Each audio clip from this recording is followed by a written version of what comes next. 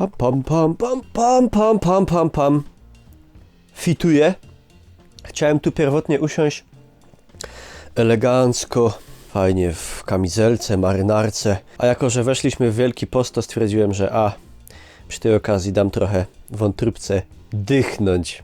Słuchajcie, wpadłem na pomysł reaktywacji takiego formatu jak Q&A, czyli Questions and Answers, czyli po prostu takiego filmu albo serii filmów, zobaczymy, gdzie możecie zadać mi pytania, jakiekolwiek, na jaki temat akurat macie ochotę i myślicie, że ja mogę udzielić jakiejś ciekawej odpowiedzi. Zrobiłem taki post na Facebooku. Nie wiedziałem, ile tych pytań będzie. Ostatni raz coś takiego robiłem bardzo dużo lat temu. Zadaliście 40 przeszło pytań, bardzo dużo. Ja wybrałem połowę, chyba dokładnie.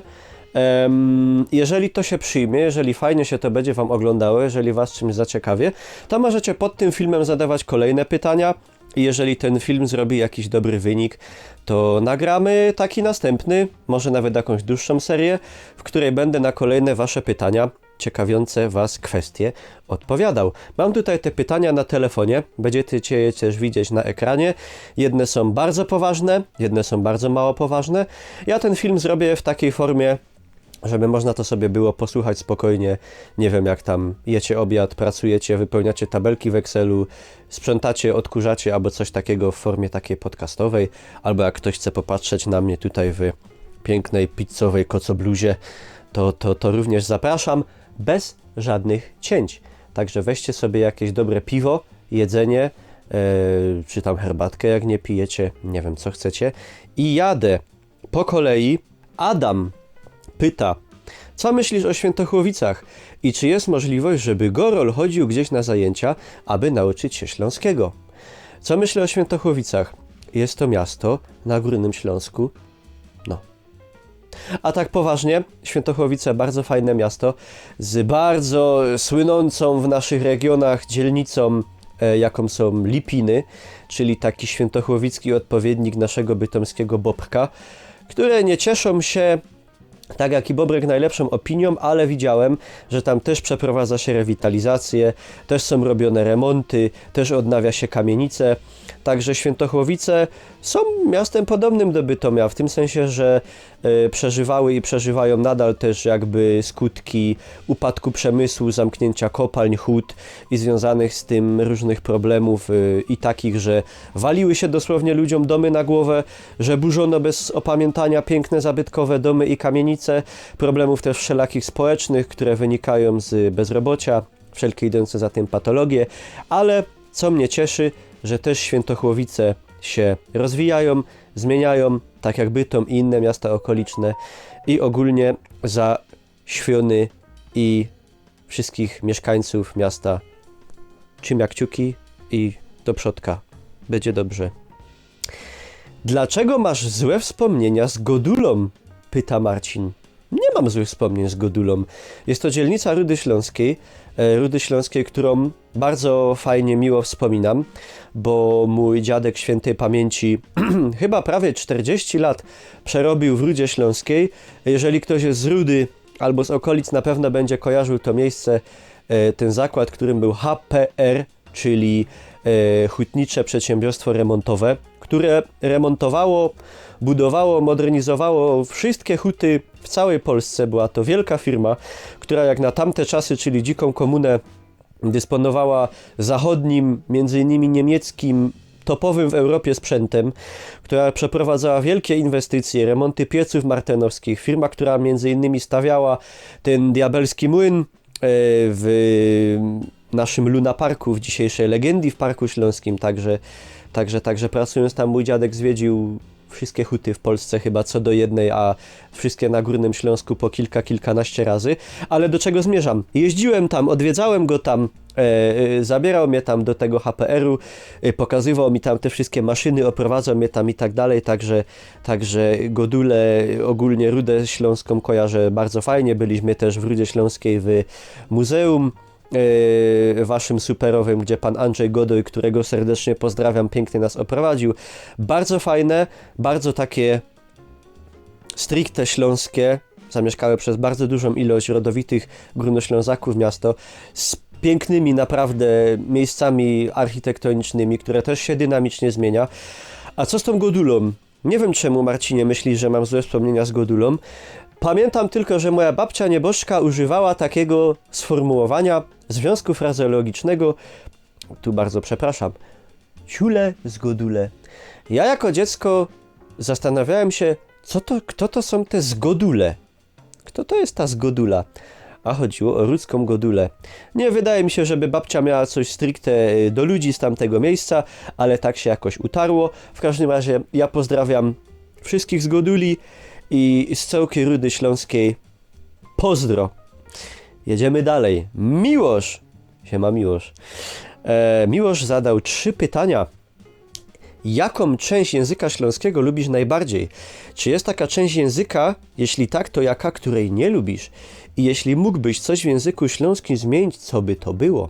Miłoszu, zadałeś mi bardzo z pogranicza filologii pytania, ale w końcu jestem niedoszłym filologiem, co prawda angielskim i studiowałem tylko rok, ale jednak. Jaką część języka śląskiego lubię najbardziej? Bardzo lubię to, że w naszej drogi śląskiej godce możemy wiele aspektów otaczającej nas rzeczywistości opisać w taki piękny, prosty i logiczny sposób. To znaczy, nie mamy potrzeby na przykład mówić studzienka ściekowa, my go domy po prostu gulik. Nie musimy zwracać uwagi na to, że ktoś ma krzywe nogi, chociaż nie powinniśmy tego robić, tylko po prostu na takie coś go domy uły. I tych przykładów można by mnożyć. W każdym razie Gotka świetnie nadaje się do opisywania jakby życia codziennego i wszelakich jego trudów. Prawdopodobnie gorzej nadawałaby się na przykład do napisania traktatu filozoficznego albo pracy naukowej na temat fizyki kwantowej, no bo nigdy ta mowa nie była używana raczej do takich rzeczy i brakowałoby pewnie jakiegoś fachowej terminologii, co nie znaczy, że nie dałoby się tego zrobić, bo skoro po śląsku mamy napisaną przez pana Gabriela Tobora, burmistrza pobliskiego Radzionkowa, Biblię, skoro mamy przekładaną klasykę literatury przez pana na przykład Grzegorza Kulika, skoro mamy od pana Kadłubka jakieś klasyki wręcz z dziedziny filozofii pisane po śląsku, to pewnie wszystko by się dało w tej mowie wyrazić. Ale jednak to wskazałbym w mojej opinii jako tą najfajniejszą w Godce rzecz. I te wszystkie takie niuanse, których jakby nie da się, może się da, ale ja nie wiem, wyrazić w innej mowie, choćby, no jak powiedzieć komuś w innym języku, że mo ipi. Albo w jak innym języku moglibyśmy powiedzieć ije. To nawet nie jest słowo, ale jak po śląsku, ile to wyraża słów, takie stricte śląskie ije. To może być radość ije. To może być jakieś zatrwożenie ije. To może być coś, prawda, ból jakiś na sercu ije. Nie, to jest piękne, to jest ta magia śląskiej Gotki. Czy jest taka część języka, której nie lubię? To nie jest jakby wina samej mowy, ale nie lubię tego, a łatwo wpaść w taką pułapkę. Ja sam też tak trochę myślałem, że po śląsku to można tylko jakoś tak na bardzo niskim poziomie tak wulgarnie się wyrażać, nie? Że ino dup, i ciul, i ciulnął, i dupnął. I to do dzisiaj pokutuje, że jakbyśmy kogoś zapytali na przykład, no jak jest po śląsku jeść? No żryć. No nie, po śląsku jeść to jest jeść. A jak jest, nie wiem, uderzyć, dupnąć. Nie, no można powiedzieć, że po śląsku, że dupłech się, nie? Albo dupnął mnie, w sensie, że się pomylił albo uderzył, ale można to powiedzieć ładniej. Gichnął, piznął, uderzył. Wszystko jest po śląsku. Także musimy też my, często Górnoślązacy, wyjść z tego, że albo na przykład, że no jak jest po śląsku noga, no albo jak jest brzuch, bas. Nie, no bas to jest duży, gruby brzuch. Albo jak jest po śląsku nos, kichol. Nie, kichol to jest duży nos, krzywy nos. Jakiś, wiecie, to jest słowo potoczne, które opisuje jakąś nie do końca pozytywną, szczególną cechę, a po śląsku brzuch to jest brzuch, a nos to jest nos. No to, że te słowa brzmią podobnie albo w zasadzie identycznie jak w polszczyźnie czy w polszczyźnie ogólnej, to nie znaczy, że one nie są po śląsku. To tak samo jakbyśmy spytali Czecha, ty Pepiczku, a jak jest po śląsku, jak jest po czesku noga? I on powie nocha. No nie, no to chyba nie po czesku, bo jakoś tak za bardzo podobnie do polskiego, nie? No nie, no to jest czeskie słowo, tak jak brzuch i nos to jest śląskie słowo. I czy mógłbym coś zmienić w języku? To tak jakby powiedziałem, te dwa pytania jakby skupluję do jednej całości, że zmieniłbym to postrzeganie u nas, tak? Że po śląsku to nie ino jest ta kogotka do osprawianiu widzów, kiedy się kolybia przy piwie, na karczmie piwnej przy barburce i fajnie śpiewamy szła dzieweczka do laseczka, chociaż to też jest fajne, ale że tak, że idzie po śląsku godać ładnie, a nie ino jakieś takie wyżak, co ci tam da, co mi sobie zdupcył kromy, nie? No, jadymy dali. Alex pyta, w twoim hipotetycznym, idealnym świecie Śląsk byłby niepodległym państwem, znajdował się w Polsce, Niemczech, byłby regionem autonomicznym któregoś z tych państw, niekoniecznie w obecnej formie. I teraz, co bym nie powiedział, jestem zaszczuty z jakiejś strony, polskiej, niemieckiej, śląskiej, a ja sprytnie wymknę się z tego pytania i powiem tak, że ja w mojej jakby głowie nie skupiałbym się na czymś takim konkretnym, jakby to miało wyglądać, jaki ustrój, jakie państwo i tak dalej, ale ja bym się skupił na tym, jakbym chciał, żeby w ogóle ten Śląsk wyglądał. Czy Górny Śląsk, tutaj mi najbliższy, czy Bytom, czy nasza najbliższa okolica przemysłowego Górnego Śląska, tak? Bo jesteśmy w momencie wielkich zmian, które już są nieodwracalne, które dotyczą od kilkudziesięciu ostatnich lat naszej ziemi, czyli odejście od tego przemysłu ciężkiego, wydobywczego, jak wydobycie węgla, od tego przemysłu ciężkiego, jak huty, które dalej istnieją, ale w jakiejś zmodyfikowanej, unowocześnionej formie, ale to już jednak nigdy ten Górny Śląsk nie będzie, ten przemysłowy Górny Śląsk nie będzie wyglądał tak, jak wyglądał lat temu za PRL-u 40, 50, 60, kiedy przyjeżdżali tutaj ludzie z całej Polski i miasta ze 100 tysięcznych rosły do 200 tysięcznych, bo przyjeżdżało tutaj po kilkanaście, 10 tysięcy ludzi z Zagłębia, spod Kielc, Lublina, Podlasia, Częstochowy, z centralnej Polski i tak dalej, bo tu była robota, tu były ręce do pracy potrzebne i tutaj ludzie z całej Polski przyjeżdżali, tego w tej formie nie będzie. Nie będzie też Śląsk wyglądał tak jak we wieku XIX, kiedy te nasze miasta nabrały takiego w zasadzie kształtu, jaki mają dziś, bo to jak wygląda dzisiaj Bytom, Chorzów, Katowice, Ruda, Zabrze, to jest w 90, nie wiem, tak sobie wymyśliłem, ale w większości to jest efekt XIX wieku, a zwłaszcza jego drugiej połowy. Zauważcie, że te wszystkie piękne kamienice, te ceglane piękne budowle, te familoki, te gmachy wszystkie, które tu mamy, one w większości powstawały właśnie w XIX wieku, a przeważnie w jego drugiej połowie, kiedy to tu rozkwit ten przemysł wydobycia węgla i co za tym idzie rozkwit też przemysł ciężki ogólnie, hut, cynku, żelaza, stali i tak dalej. I tego już w tej formie też nie będzie, ale może to być w jakiejś innej formie. Może, nie wiem, może ktoś nagle stwierdzi, że Górny Śląsk jest to, przepraszam was, jest to świetne miejsce, aby to tutaj na przykład zaczęła się budować elektrownie, zaczęły się budować atomowe. Może to jest miejsce, gdzie właśnie to źródło energii znowu powinno mieć jakiś swój początek, jeżeli chodzi o to miejsce Europy czy Polskę. Może to by znowu dało jakiś impuls tym miastom, tak, do rozwoju, a może jakieś inne źródła energii. Nie wiem, może ktoś tu odkryje za niedługo jakiś pierwiastek, dzięki któremu znowu będzie można napędzać pół Europy i tego tutaj będzie dużo i znowu nasze miasta będą kwitły, będą tutaj ludzie osiedlać się z całej Europy i świata, bo tu będą bogate, piękne, rozwinięte miasta, będzie nowoczesna technologia, nowoczesny przemysł i tu będzie się super żyć.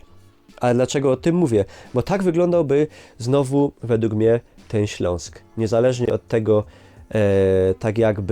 niezależnie od tego, co tutaj, Aleksie, zadałeś mi w pytaniu, chciałbym, żeby Śląsk był, no to może trochę banalny, ale chciałbym, żeby Śląsk był bogaty, żeby był piękny, żeby był nowoczesny, ale z zachowaniem, to jest bardzo ważne, tego, co zostawili nasi przodkowie, całej tej spuścizny, czyli całej tej pięknej architektury i familoków, i kamienic, i kościółek, i kapliczek, kościółków i kapliczek, i pięknych gmachów szkół, i teatrów, i oper, tego wszystkiego, co tu jest, żeby to było doprowadzone do poziomu, żeby wyglądało jak nowe, bo wystarczy się przejść po takich miastach jak Bytom, Katowice, Ruda, Chorzów i tak dalej, żeby zobaczyć, jak pięknie może ta zabudowa 100, 120, 130, 140-letnia znowu wyglądać. To są perełki, uwierzcie mi, na tle całej Polski i Europy. To, co my tutaj mamy, jest absolutnie wspaniałe, żeby to znowu wyglądało jak za nowości i żeby po prostu ta ziemia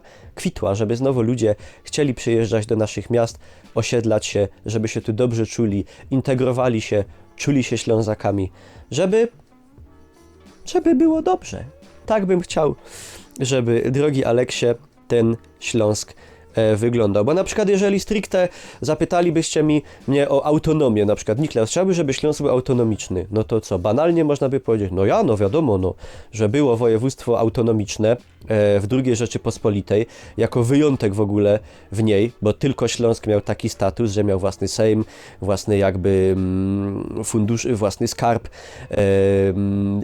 i tak to wyglądało. I było to też wyjątkowe w tej części Europy, ale trzeba pamiętać o tym, jaka była wtedy sytuacja w Europie, w Polsce i na świecie. Jak wtedy wyglądał Śląsk? Przecież to nie było tak, że Śląsk był autonomiczny, albo Górny Śląsk był autonomiczny. Było autonomiczne województwo śląskie w granicach II RP, które było tylko kawałkiem, wycinkiem mniejszym Górnego Śląska, a reszta tego Górnego Śląska i Śląska w ogóle była w Niemczech. Tu w tej części autonomicznej została większość tego przemysłu górnośląskiego. Także to był niesamowicie bogaty skrawek Śląska, który robił 40% chyba PKB całej II Rzeczypospolitej.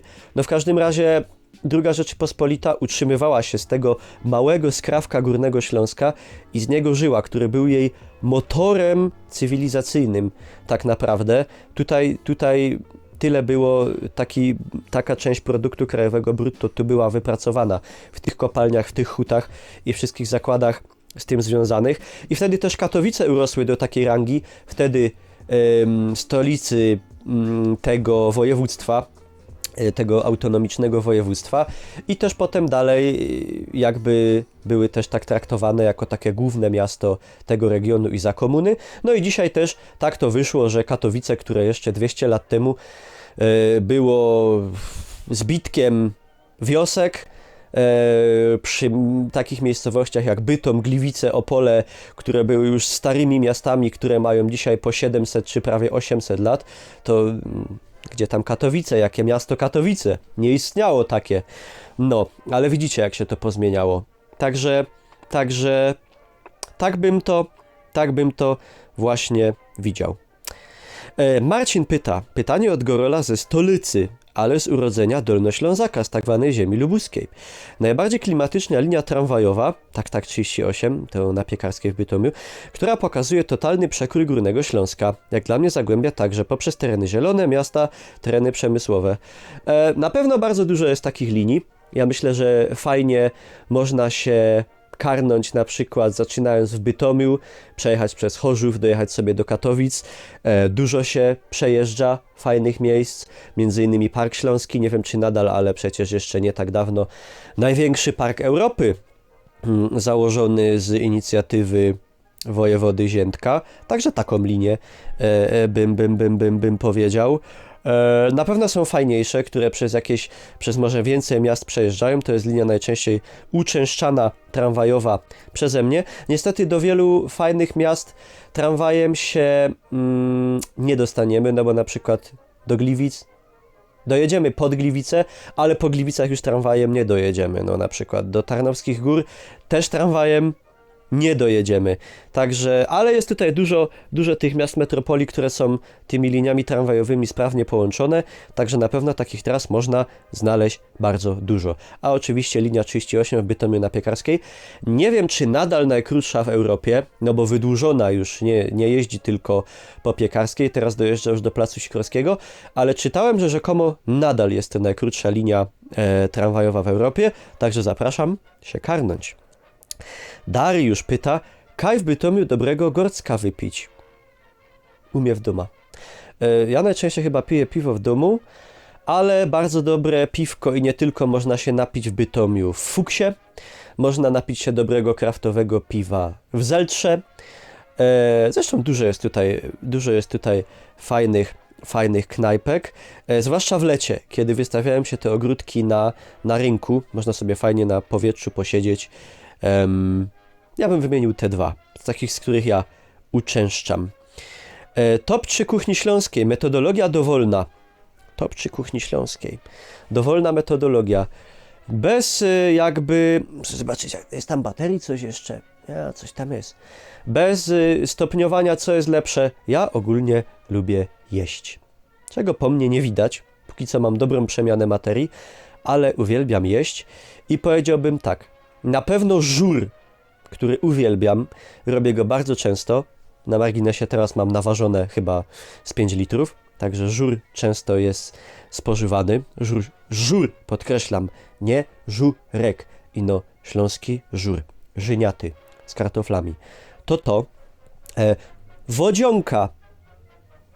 Zdaje wam się to może banalne, że wodzionka, no wszyscy kojarzą Śląsk z wodzionką, z piosenką o wodzionce. Wodzionka. Ale powiem wam, że naprawdę ta zupa kojarzy mi się gdzieś domowo, rodzinnie. Wodzionkę już za dziecka dawno temu, pamiętam, robił dziadek, robił pyszną, bo robił taką bogatą, że nie ładował do niej po prostu tego fetu, czyli smalcu, ale wytapiał na patelni fajny boczek. I ten tłuszcz, i ten zeskwarzony boczuś do tej wodziony, dużo czosnku, fajny suchy chlebek, pieprz, sól, maga. Jak to godo pan Szołtysek, którego gorko pozdrowiam i oglądam jego filmy kulinarne na YouTubie. Jak to woniało, ludkowie. To aż wzruszą się. Także wodziona i na trzecim miejscu wypadałoby powiedzieć Cornerstone of Silesian Dinner, czyli rolada, modro i gumiklejzy. Ale zaskoczę was, ja jestem zupowy synek, także nudelzupa, czyli po prostu nasz rosół, ale musi być taki fajny, taki mocny, aromatyczny, fajnie jak jest trochę cebuli opalonej dodane do aromatu i koloru, fajne, grube nudle, tłusty, trochę oka muszą być, ale zaś nie za fest tłusty, marcheweczka, może być trochę pietruszki, korzyni, czyli pieprzu lekko pomagowany, taki przy niedzieli, coś wspaniałego. Panie Jędrzeju. Łukasz, Niklaus, czy podobają ci się Tarnowskie Góry? Czy przyjedziesz kiedyś do mojego miasta TG na taką całodniową wycieczkę? Serdecznie zapraszam. Możesz ciepnąć beretem. Łukaszu, bardzo mi się podobają Tarnowskie Góry. Bardzo lubię to miasto. Na pewno wybiorę się do niego, jak tylko zrobi się dobra pogoda, ciepła i zdrowie dopiszę i coś tam ponagrywam. Tarnowskie Góry są super miastem i tutaj nawet powiem, zdradzę Bytom, że wydają mi się i zawsze wydawały mi się, i nie jest to moja tylko i odosobniona opinia, miastem od Bytomia trochę takim czyściejszym, czystszym, lepiej uporządkowanym, może trochę lepiej zachowanym. Są też miastem dużo mniejszym, tak, a jak wiadomo, prościej się sprząta mały pokój, także to wynika też z tego. Ale uwaga, żeby nie być gołosłowny, jest taka książka, nie ma to jak Bergmankowi, od naszego górnośląskiego pisarza Karla Franza Mańki, rodem z Tarnowskich Gór. Świetna książka, naprawdę polecił mi ją jeden z widzów, bardzo wam dziękuję. Wydana od Stowarzyszenia Miłośników Ziemi Tarnogórskiej i on opisuje swoje miasto rodzinne, Tarnowskie Góry. I co jest fascynujące, jako dziecko opowiada, wspomina je jako dziecko jeszcze z XIX wieku. Także naprawdę fantastyczny obraz, druga połowa XIX wieku i on już wtedy opowiada, że jeżdżąc do gigantycznego Bytomia w porównaniu do dużo mniejszych Tarnowskie Góry, on to jakoś tak mówi mniej więcej, jawiły mu się jako miasto bardziej eleganckie, w którym było więcej już murowanych kamienic takich zdobnych, a w Bytomiu na przykład górowała jeszcze wtedy zabudowa drewniana, Tarnowskie Góry miały trochę lepsze drogi, w Bytomiu się często tonęło po kostki w błocie, także coś z tym jest. No i nie bez kozery Tarnowskie Góry gdzieś właśnie w XIX wieku, u początków XIX wieku były w naszej okolicy, no trzeba przyznać, najlepiej rozwiniętym, najładniejszym i najbogatszym miastem. Także to nie jest jakby taka czcza zdrada Bytomia, ale Tarnowskie Góry polecam. Bardzo fajne miasto. Co myślę o ludziach z Dolnego Śląska, na przykład Wałbrzycha? Myślę, że to ludzie. A co myślę? Nie byłem nigdy w Wałbrzychu, z Dolnego Śląska w sumie się nie nazwiedzałem, bo tylko Wrocław, gdzieś tam okolice Świdnicy. Dolny Śląsk to jest ciekawy przypadek, bo z Dolnego Śląska uciekli, zostali wysiedleni i generalnie stracili się może nie 100%, ale w większości rodowici mieszkańcy, tak, już w latach przedwojennych niedługo w zasadzie chyba w 100% niemieckojęzyczni dolnoślązacy, a jeszcze w połowie XIX wieku były całe wsie w okolicach Wrocławia, gdzie ludność rodzima posługiwała się słowiańskimi dialektami, takimi bardzo zbliżonymi do naszej śląskiej gotki używanej na Górnym Śląsku, ale tam ta germanizacja posunęła się w o wiele szybszym tempie, także to tam zanikło. Dolny Śląsk to jest ciekawy przypadek, bo jest to taka zbieranina ludzi z różnych stron Polski, z dawnych Kresów Wschodnich, z Polski centralnej, z Wielkopolski w dużej liczbie, o czym się często zapomina, że bardzo dużo ludzi z Wielkopolski wyemigrowało na tereny Dolnego Śląska po II wojnie, również reemigrantów gdzieś na przykład z Francji, z Belgii, także to jest taki ciekawy miks, gdzie też ludzie jakoś zaczynają z czasem poczuwać się, tam myślę rodzi się jakaś dolnośląska tożsamość, że ludzie interesują się tymi losami tych miast, tych wiosek, tych miejscowości przedwojennymi, zaczynają być gdzieś wyciągane postaci z Dolnego Śląska, te niemieckie również, gdzieś ludzie o tym czytają, jakoś to zaczyna tam, jakoś myślę, że ludzie coraz bardziej, w końcu to już jest trzecie, czwarte pokolenie od 1945 roku, także jakaś ta dolnośląska tożsamość z moich obserwacji wynika, że się tworzy, co jest bardzo ciekawe. I pozdrawiam wszystkich dolnoślązaków. Piotr pyta, jak to w końcu było z Freaky Gamers? Z kim to założyłeś? Czy wleciał na ten kanał ostatecznie jakikolwiek nie twój film? I czemu tak długo zajął ci rebranding kanału? Ten kanał założyłem z 3 kolegami, z Miłoszem, z Marcinem i z Kubą. Tworzyliśmy tam filmy o grach. W końcu jakoś tak się stało, że tylko ja na nim zostałem. Były tam filmy również. I chyba do dzisiaj można jakieś znaleźć. Nagrane nie przeze mnie. Bo to był kanał wtedy stricte o grach. A czemu tak długo zajął mi rebranding? Bo jakoś tak nie miałem pomysłu, co z tym zrobić w sumie. Czy tak to zostawić, czy nie. No ale w końcu Freaky Gamers, czyli tacy szaleni gamerzy, kiedy tam już byłem tylko ja. I tak w końcu zmieniłem to na Niklausa Pierona, kiedy się zacząłem też bardziej coś tym Śląskiem zajmować na tym kanale, no a teraz praktycznie już na nim nie ma w zasadzie gier w ogóle. Jakieś jeszcze rzeczy odnoszące się do technologii, gamingu i tak dalej siłą rzeczy są, no bo ja gram w gry, streamuję na Twitchu, Twitch TV Niklaus dziennie w sumie, zapraszam was tam. Także to mimochodem, ale jednak wolę się skupiać na jakichś takich rzeczach vlogowych, kulinarnych, historycznych, śląskich, takich na jakie mam ochotę. Tak to wygląda. Bonkol pyta, kiedy oddasz mi 10 zeta? Dawidku, co ci by da go dał? Jak by da miał, to ci oddam. A niestety nie mam. Łukasz. Studiowałeś, jeśli dobrze kojarzę, filologię angielską, ale zrezygnowałeś. Poleciłbyś komuś, kto uwielbia język Szekspira, ale bardziej w kontekście historycznym. Chciałbym się wybrać kiedyś motocyklem do UK'a i pospisywać sobie historię nazw różnych wiosek od lokalsów. Fascynują mnie też brytyjskie akcenty. Czy poleciłbym studiowanie, jeżeli ktoś chciałby od historycznej strony się coś o Anglii, o języku i tak dalej? Szczerze mówiąc, nie wiem. Na pewno na filologii angielskiej człowiek nie uczy się mówić po angielsku, bo to już musi umieć. Uczy się od strony technicznej języka. Mi się to przydało, bo dowiedziałem się tam ciekawych historii z tego kraju, narodu, czy ogólnie o tym języku, co też jakoś rozwinęło tą moją taką grajwkę w ogóle zainteresowania językami, ale była tam masa rzeczy, które tak ciężko mi wchodziły do głowy, bo wydawały mi się tak zbędne, na przykład jak psychologia, łacina i inne. Także nie wiem, czy do poznawania Anglii i języka angielskiego konieczne jest studiowanie filologii. Ja studiowałem akurat o specjalizacji nauczycielskiej, może jakby wybrać co innego, to byłoby to jakieś ciekawsze. Ale ja myślę, że jeżeli chce się poznać Anglię, Anglików i język angielski, to najlepiej polecieć do Anglii, pomieszkać, najlepiej gdzieś wśród tamtejszych rodowitych ludzi, porozmawiać, popytać, pooglądać. Myślę, że to ewidentnie wyjdzie na lepsze. Kordian pyta, dlaczego Sosnowiec to nie Śląsk? Panie Kordianie, to już zostało wielokrotnie rozwikłane, ale odpowiem tylko pokrótce. Bo Sosnowiec, jak połowa województwa śląskiego, nie są to ziemie Górnego Śląska, tylko zachodniej Małopolski i Zagłębia Dąbrowskiego. Nie tylko Zagłębia, no bo mamy też takie miejsca jak, nie wiem, Częstochowa, Myszków, Jaworzno i tak dalej. To nie jest Zagłębie Dąbrowskie, ale to też nie jest Górny Śląsk. To jest zachodnia Małopolska, dawna między innymi ziemia krakowska, no i dlatego tak to wygląda. Granica przebiega mniej więcej gdzieś na oczywiście rzece Brynicy i Czarnej Przemszy.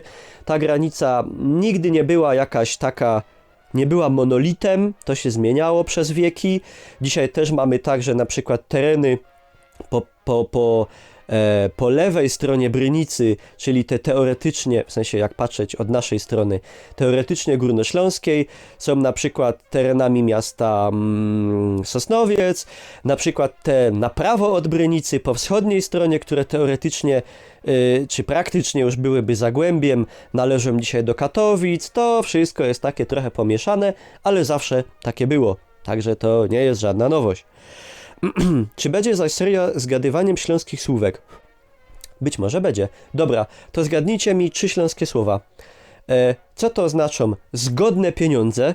Bo dostałem szoku, że ludzie w Polsce tak nie mówią. Nie znają terminu zgodne pieniądze. Kto to jest Eisenbaniok? I co to jest rumpla? Piszcie w komentarzach. Jedziemy dalej. Czy robisz coś oprócz YouTube'a? Jakaś robota albo cosik innego? Pyta Rafał. A wcześniej pytała Alicja. Przepraszam cię, Alicjo. Oprócz YouTube'a streamuję i ogólnie działalność internetowa to jest moja cała działalność. Nie pracuję oprócz tego na jakimś etacie na 8-12 godzin czy coś takiego. Streamuję, nagrywam filmy na YouTube'a. Mam różne współprace z różnymi firmami, które często widzicie tu też na YouTubie w formie sponsorowanych materiałów, chociaż częściej sponsorowanych jakichś na przykład postów na Facebooku albo sponsorowanych streamów na Twitchu. Także, jak widzicie, idzie jakoś wyżyć. No, może nie jest to życie królewskie, ale nie chodzę na żebrach i o kromkę chleba też się nie muszę prosić. Także, jak dla mnie, okej. Maciek pyta, już mi zaschło w gębie, ale idziemy na szczęście ku końcowi. Jeśli miałbyś wybrać miejsce zamieszkania inne niż Śląsk, to gdzie by to było? Macieju, dobre pytanie. Jeżeli chodzi o Polskę, bardzo podoba mi się Wielkopolska, zwłaszcza Poznań. Bardzo mi się to miasto podoba, bo jest bardzo nowoczesne, bardzo takie rozwinięte, zawsze było, jednocześnie bardzo historyczne, z piękną architekturą, kojarzącą mi się też trochę z Bytomiem, które w fajny sposób łączy właśnie według mnie nowoczesność, jeżeli chodzi o nową jakąś architekturę, łącząc to jednocześnie z historią, na przykład Stary Browar przerobiony na galerię, super sprawa, także bardzo lubię te okolice. Trójmiasto też mi się bardzo podoba, w końcu najeździłem się kiedyś do Gdańska, prawie 4 lata, miałem tam dziewczynę, bardzo mi się podoba Gdańsk, piękne, stare, historyczne miasto, także potencjalnie tam by szło, ale ja ogólnie i oczywiście więcej jest takich miejsc w Polsce, czy w Europie, czy w innym kraju, nie wiem, no mógłbym tam mieszkać, ale ja jednak się czuję, chyba jednak się czuję Ślązakiem, zaskoczę was. Tu się po prostu czuję dobrze. Tu mam rodzinę, tu mam przyjaciół, tu mam znajomych, tutaj się czuję jak, ja tu pływam jak ryba w wodzie, tu odwiedzam groby moich przodków, także jakby na ten moment czuję, że mam tu wszystko, czego mi potrzeba. Nie mówię, że to się kiedyś nie zmieni. Mam dopiero, albo już, 29 lat. Także zobaczymy. Ale na razie nie potrzebuję nigdzie się stąd ulatniać. Także dziękuję Ci, Maćku, za pytanie. Bart pyta. Czy słyszałeś o Beskidzie Hałdowym i jego szczytach typu Hałdy, Skalny, Szarlota, etc. i na nich byłeś? Mógłbyś zrobić akcję promocyjną i informacyjną Beskidu Hałdowego. Powiem szczerze, że o hołdzie Szarlota słyszałem. Termin Beskid Hałdowy musiałem sobie wygooglować i nie byłem tam jeszcze. Jest to bardzo, hołda Szarlota, super miejsce, bardzo atrakcyjne, że tak powiem, wizualnie do zwiedzenia i myślę, że jak zrobi się ciepło, tak jak już mówiłem wcześniej i będzie zdrowie i czas, wybiorę się, ponagrywam, zwiedzimy, obejrzymy. Portal altao.pl pyta, kim chciałeś zostać, gdy chodziłeś do przedszkola i dlaczego youtuberem? No, drogie Altao, kiedy ja chodziłem do przedszkola, nie było czegoś takiego chyba jak YouTube jeszcze w ogóle. A jeżeli było, to nikt na nim nie był youtuberem. Jak chodziłem do przedszkola i potem do podstawówki, chciałem zostać kolejno księdzem, lekarzem, gwiazdą rocka, poławiaczem rekinów pod wpływem szczęk, poławiaczem wielorybów pod wpływem Moby Dicka, archeologiem pod wpływem Indiana Jonesa. No, byłoby tego, jeszcze trochę by się tego... Żołnierzem, oczywiście, jak chyba każdy. Kolejarzem, miałem fisia na punkcie kolei. Mój dziadek zawoził mnie gdzieś w okolice dworca kolejowego w Bytomiu na jakieś przejazdy kolejowe, na jakieś nieczynne tory. Ja tam przewalałem te wajchy od zwrotnic. Czekałem, aż będzie jechał pociąg. Jak mi kolejarz prowadzący pociąg zapipczał klaksonem, to ja po prostu jak dziecko mnie aż się o mało w majtki nie posikałem. Kochałem kolej, ale jak dowiedziałem się, że składów już nie ciągną parowozy na węgiel, to mi się odechciało być kolejarzem. Ale było tego bardzo dużo, jak chyba u każdego dziecka. Co byś zrobił, gdyby w autobusie, tramwaju, pociągu, busie, trolejbusie, busiku, taksówce, nie taksówce, nie, podeszła do ciebie starsza babcia, dziadek albo babcia i powiedziała: zejdź mi, bo se chcę usiąść. Dziękuję za bardzo nostalgiczne, do jednego z tych moich filmów, które do dzisiaj zachodzę w głowę, jakim cudem do tego doszło, że zrobił się tak popularny. To był Janek. Dan. Top 3 filmy i seriale i z jakiego powodu? Top 3 filmy, na szybko. Z polskich Ziemia Obiecana, bo bardzo ciekawe czasy, super aktorzy, super aktorstwo i fajnie pokazany rozwój kapitalizmu XIX-wiecznego w warunkach polskiej kongresówki. Z zagranicznych Szczęki, bo klasyka i super, i Obcy, bo powyższe. I tak mógłbym jeszcze 50 filmów wymienić, ale to z 3. Seriale. Zagubieni. Nigdy żaden serial mnie tak nie zaangażował fabularnie, emocjonalnie i w ogóle. Niedawno go sobie odświeżyłem po latach. Dosłownie, nie ukrywam, na końcu łezka pociekła. Wspaniały serial. Chyba już takiego serialu tego kalibru nie obejrzę. Babylon Berlin. Wspaniały serial pokazujący lata 20 w Berlinie, dojście nazistów do władzy, produkcja niemiecka, świetnie oddany duch tej epoki, świetna scenografia, wszystko bardzo fajne, serdecznie polecam. Niestety urwany i chyba niestety już nie będzie kontynuowany. I co by tu jeszcze z seriali? Może coś prawda, naszej Polski umiłowanej. Stawka większa niż życie. Z wypiekami na twarzy. Oglądałem przygody Hansa Klossa. J23 znowu nadaje. Michał, ostatnie pytanie. Co myślałeś o serii nagrań? To musisz odwiedzić w... I tak wszystkie miasta nowej metropolii. Nawet niech będą rolki. Drogi Michale, może nie konkretnie taka seria, ale ja bardzo chętnie odwiedzam miasta zwłaszcza tutaj naszej krainy, najbliższej okolicy. Mam zamiar to kontynuować, nagrywać jakieś moje wycieczki, podróże, spostrzeżenia na ten temat, jakieś ciekawostki. Także na pewno, tak jak mówię, niech tylko będzie zdrowie i fajna pogoda, fajny klimat, a już jak widać do tego idzie i będziemy robić. I moi drodzy, przebrnęliśmy. Było chyba 20 albo 21 pytań. No, to będzie dość długi materiał. Jeżeli obejrzeliście do końca, bardzo dziękuję. Mam nadzieję, że rozwiałem przynajmniej niektóre wasze wątpliwości. Nie zanudziłem was. Jeżeli wam się podobał taki materiał, jeżeli podoba wam się taka formuła Q&A, gdzie odpowiem, czy poruszę jakieś poruszone od was kwestie, to dajcie znać, napiszcie potencjalne pytania, zostawcie łapkę w górę i za jakiś czas do takiego materiału kolejnego z takiej serii wrócimy. A jak nie, no to nie. I dziękuję pięknie za uwagę, czekam na państwa opinie i czymcie się nara.